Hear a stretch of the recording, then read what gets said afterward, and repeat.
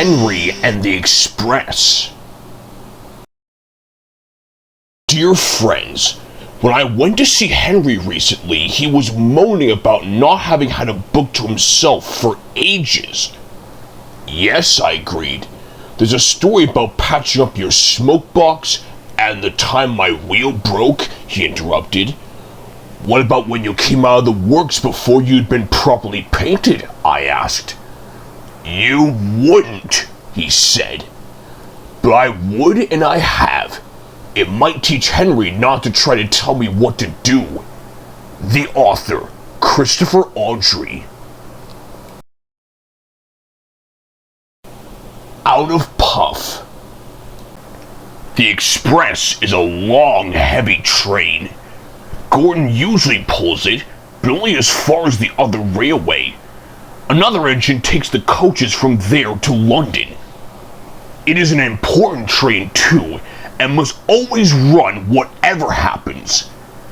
If Gordon is ill or busy somewhere else, James or Henry have the chance to pull it. They try their best and do it well. Too well, perhaps, because sometimes the importance of the occasion goes to their smoke boxes and makes them boastful. One day, Henry was feeling pleased with himself.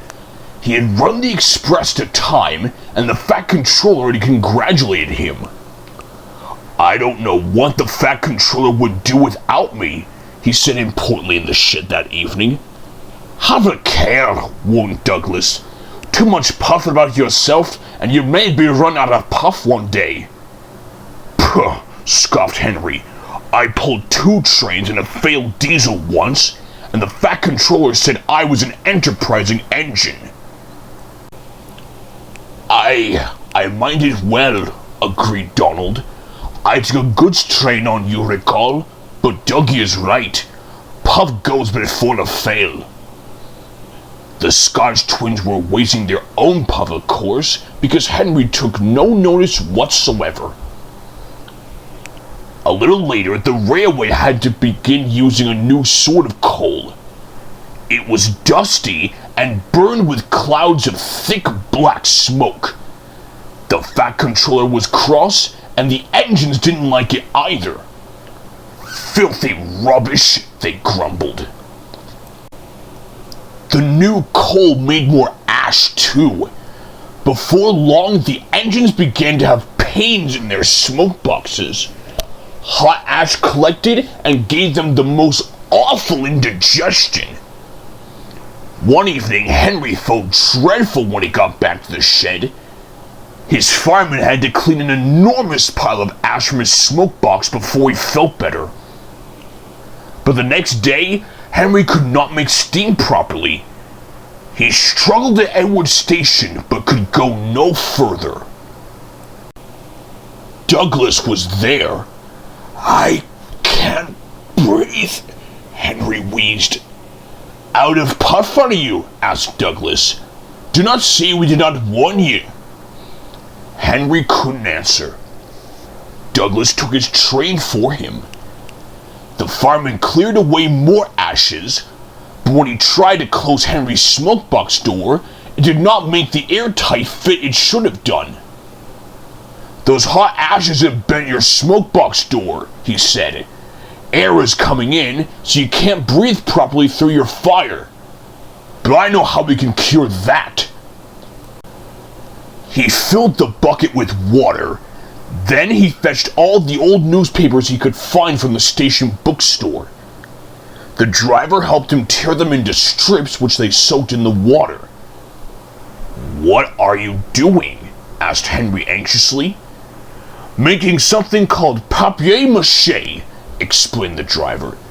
When this paper is soggy enough, we shall paste in your air leak so you can breathe better. It won't last forever, but it will get us home." "Oh," said Henry unhappily. His driver was right. When the job was done, Henry felt much better, and even the driver and fireman were surprised how well he steamed. "We'll have to get the Fat Controller to make it permanent," they joked. Henry went carefully and reached the shed without mishap. His story was there before him, of course. Donald and Douglas didn't say anything, but now and then made sort of breathless puffing noises. Henry thought they must have a very hard sense of humor.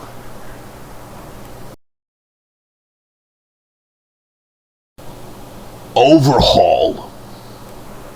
"What you need, Henry," the Fat Controller told him, "is an overhaul." "Yes, sir," agreed Henry. "Does that mean I have to go away to crew again, sir?" The Fat Controller laughed. "Not this time," he said. "You won't believe this, Henry, but nowadays the people at crew couldn't do the work you need." Henry stared, and the Fat Controller laughed again. "Don't worry," he said. "We can do everything at my works. All I have to do is get you there." "If James takes the express tomorrow," went on the Fat Controller, "we can couple you in front. Do what you can to help, and you can go to the works in style." Henry told James that night. "Help me?" James snorted. "I don't need help. I can pull the express by myself, thank you." "Overhaul indeed. 2 engines on one train is an overhaul if you ask me." But the Fat Controller had already made the arrangements, so there was nothing James could do about it. Next morning, James backed onto the coaches at the big station. Henry followed and was coupled in front. James was not in the best of tempers, but when the Fat Controller came to see them off, James tried not to show how cross he was. "Good luck, Henry," said the Fat Controller. "The people at works know what to do, so you won't be there too long. James and Bear will take turns with the express when Gordon is busy." The express only stops once before it reaches the other railway, and that is at the workstation. Because of his leaking smoke box, Henry could not help very much, but he saved his hardest effort for Gordon's Hill. The 2 engines raced up it faster than they had ever done. When they reached the top, James was feeling better. "That was fun," he said. "We might even be early at the workstation. We shall need extra time to uncouple you anyway." James spoke too soon. They had just crossed the viaduct when Henry felt something wrong with one of his wheels. "Something's wobbling," he told his driver. Just then they both heard a cracking noise. "Ouch!" exclaimed Henry. "Whatever it is, I think it's broken." They were passing a station, something hit the platform, and a brick flew past Henry's cab. It bounced off James's boiler and disappeared. "Ow!" exclaimed James.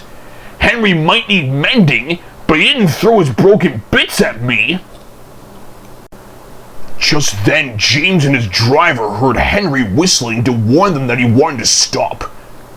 More bits and pieces flashed by, some hitting the carriages. Using the brakes skillfully, the driver stopped the train. Then, while the guard made sure that the train was protected behind, James's driver went to see if any passengers had been hurt by the flying debris. No one had, but one of the carriage windows was broken. Henry's crew inspected his wheel. The trouble was not hard to find. "Your wheel has a steel rim called a tire," Henry's fireman told him. "It is broken and come off. It's a miracle it didn't do more damage." James pushed Henry onto a siding and went back to the train. "An overhaul, is it?" grinned James as he passed. "It sounds as if you need retiring, you poor old thing." He chuckled loudly at his own wit and puffed away. Henry smiled to himself. "I don't know about retiring," he chuckled. "I certainly feel tired."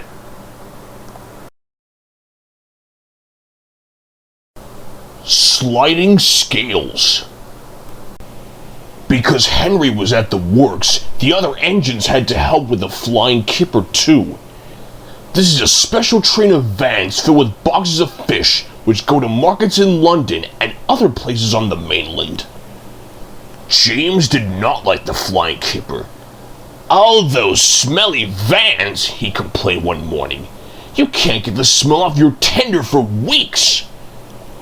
"I'm very fond of a good Kipper," remarked his driver. "You're welcome to it," retorted James. "A right old misery today, aren't you?" said his fireman. "You've got out of the shed by the wrong door this morning, and no mistake. Now get a move on, or the Fat Controller will give you something to moan about."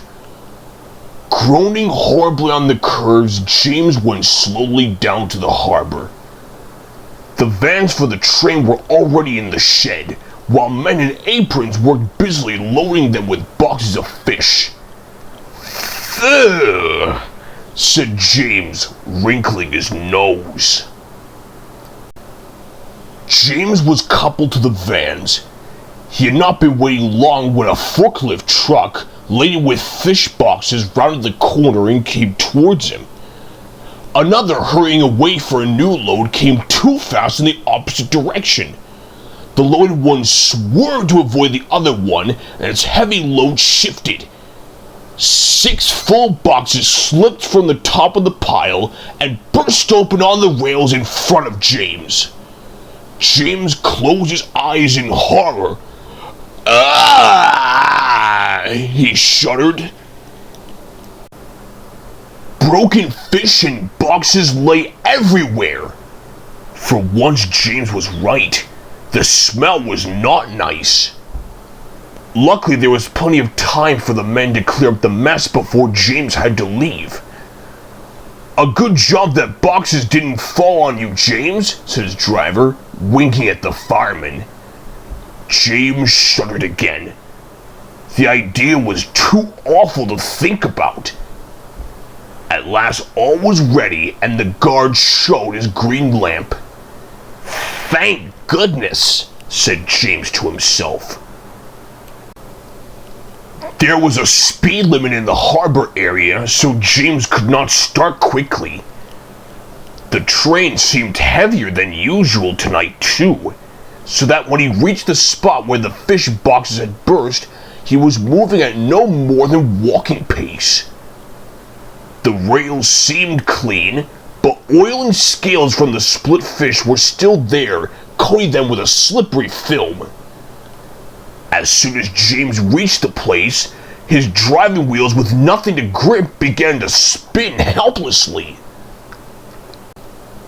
James did his best, but the heavy vans dragged him to a standstill. He found he could move neither forward nor back.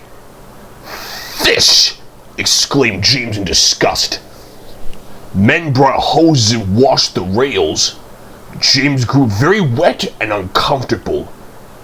Then they put sand on the rails in front of each driving wheel, and James was at last able to move his train. He was very late, but at least he was off the fish quay. To say he was glad would be putting it mildly.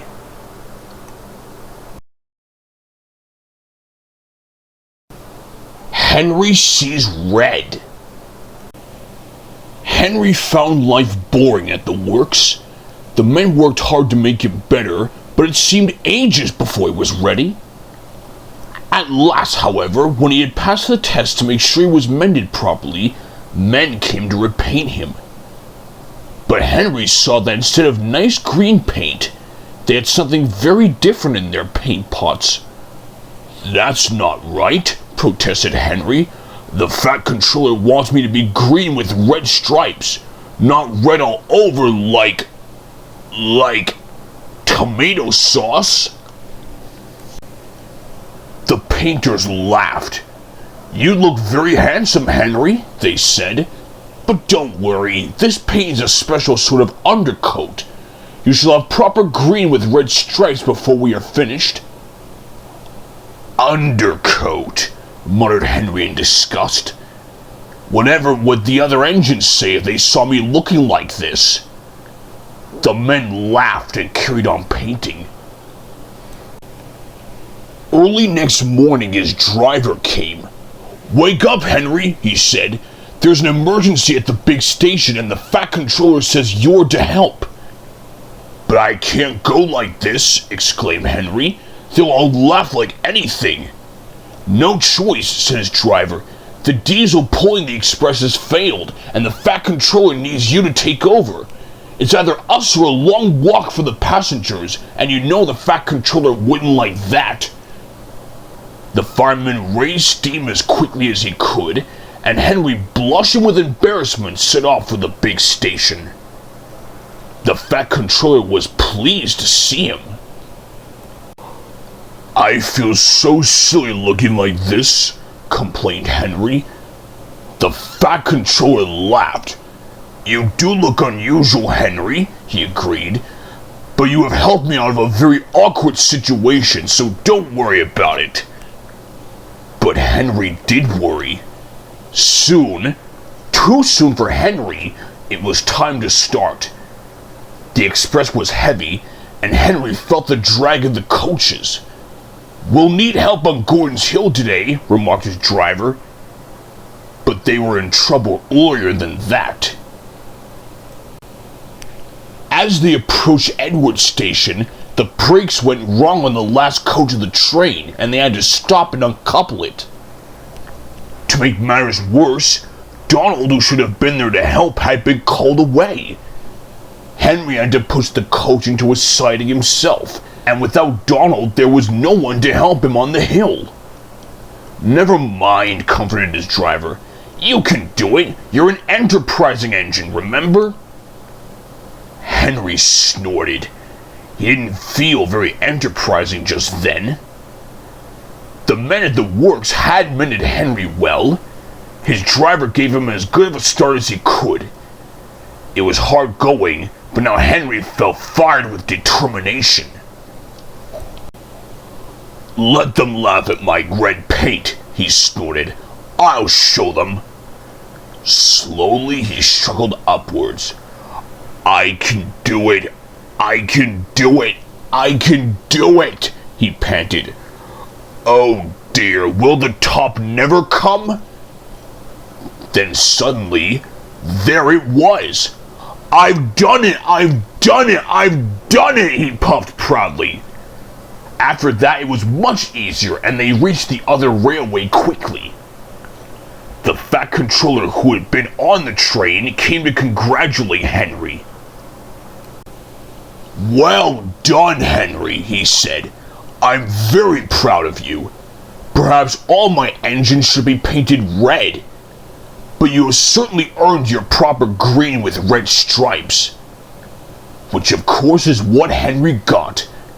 And when he at last returned to the shed, there was a warm welcome for Henry the Green Engine.